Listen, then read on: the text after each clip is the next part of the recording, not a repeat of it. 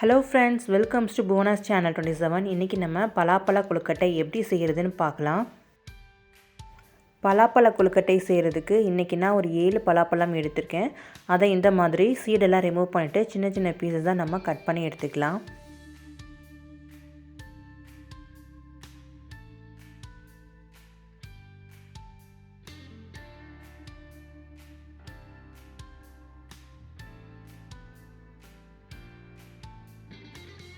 இதே மாதிரி எல்லாத்தையும் ஃபைனா கட் பண்ணி எடுத்துக்கோங்க.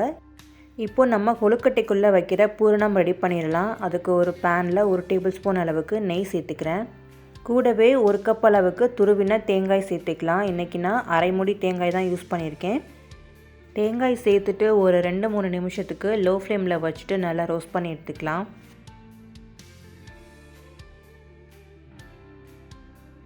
இது கூடவே ஒரு 150 கிராம் அளவுக்கு நான் நாட்டு சர்க்கரை சேர்த்துக்கிறேன். இதுக்கு பதிலாக வெல்லம் கூட நம்ம சேர்த்துக்கலாம். வெல்லம் சேர்க்குறதா இருந்தால் வெல்லத்தை தண்ணியில் கரைச்சிட்டு வடிகட்டிட்டு அதுக்கப்புறமா சேர்த்துக்கோங்க.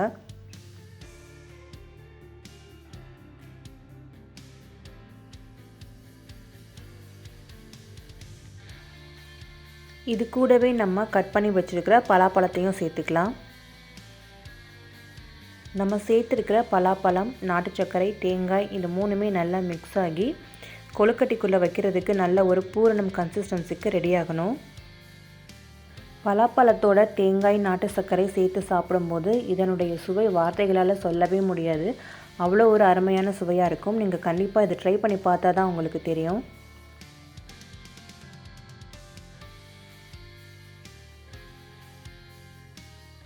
இது கூடவே ஒரு பிஞ்ச் அளவுக்கு ஏலக்காய் பவுடர் சேர்த்துக்கலாம். கூடவே ஒரு பிஞ்ச் அளவுக்கு உப்பு சேர்த்துக்கலாம். அப்போ தான் இனிப்பு சுவையை எடுத்து கொடுக்கும். இப்போ கொழுக்கட்டைக்குள்ளே வைக்கிற பூரணம் ரெடி ஆயிடுச்சு. இதை ஒரு பக்கமாக எடுத்து வச்சிடலாம். அடுத்து நம்ம கொழுக்கட்டைக்கு மாவு தயார் பண்ணிக்கலாம். அதுக்கு ஒரு பவுலில் 200 கிராம் அளவுக்கு பச்சரிசி மாவு சேர்த்துக்கிறேன். கூடவே ஒரு பிஞ்ச் அளவுக்கு உப்பு சேர்த்துட்டு ஹாட் வாட்டர் கொஞ்சம் கொஞ்சமாக சேர்த்து நம்ம இடியப்பம், கொழுக்கட்டை இதுக்கெல்லாம் மாவு பிசைகிற மாதிரி பிசைஞ்சு எடுத்துக்கலாம்.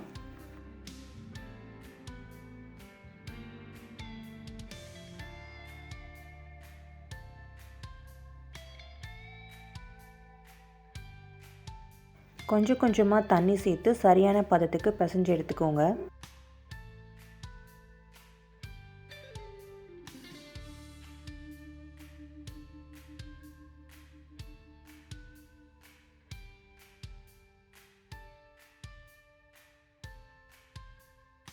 இது கூடவே 1 டீஸ்பூன் அளவுக்கு ஆயில் சேர்த்துக்கிறேன்.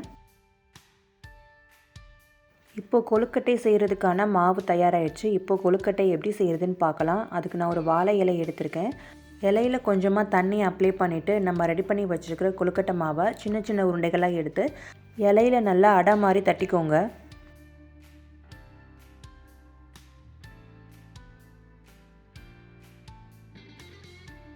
கையில் அப்பப்போ கொஞ்சம் தண்ணி தொட்டுட்டு பண்ணுங்கள். அப்போ தான் கையில் ஒட்டாமல் வரும். எந்த அளவுக்கு மெல்லிசாக தட்ட முடியுமோ அந்த அளவுக்கு மெல்லிசாக தட்டிக்கோங்க.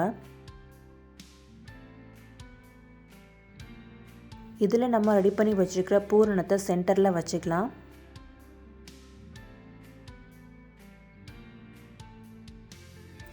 பூரணம் வச்சதுக்கப்புறம் இலையை இந்த மாதிரி சேர்த்து 2ஆக மடிச்சிடுங்க. மடிச்சுட்டு ஓரங்களை எல்லாம் நல்லா ஒட்டி விட்டுருங்க.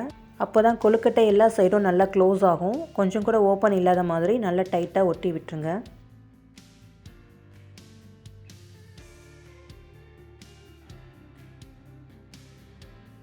இந்த மாதிரி ரெடி பண்ணிக்கோங்க. இப்போ நம்ம இதே மாதிரி இன்னொரு பூரணமும் ரெடி பண்ணிக்கலாம்.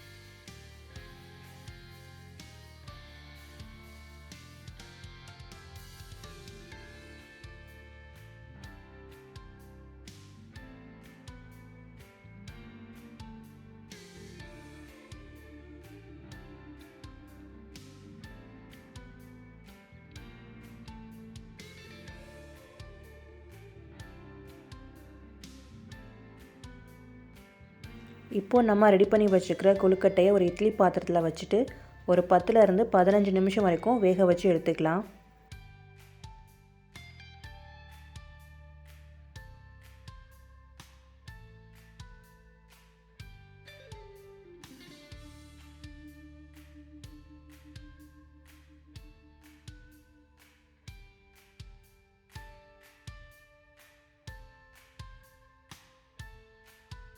இப்போது ஒரு 15 மினிட்ஸ் ஆகிடுச்சு. நம்ம ஓப்பன் பண்ணி பார்க்கலாம். கொழுக்கட்டையெல்லாம் நல்லாவே வெந்திருக்கு. இப்போ நான் ஓப்பன் பண்ணி காட்டுறேன் பாருங்கள்.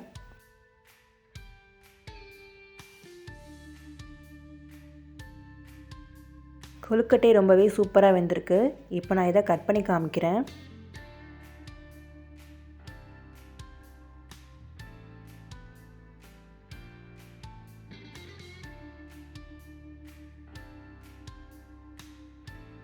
பாருங்கள் எவ்வளோ நல்லா வந்திருக்குன்னு. பார்க்குறதுக்கே ரொம்ப சூப்பராக இருக்குது.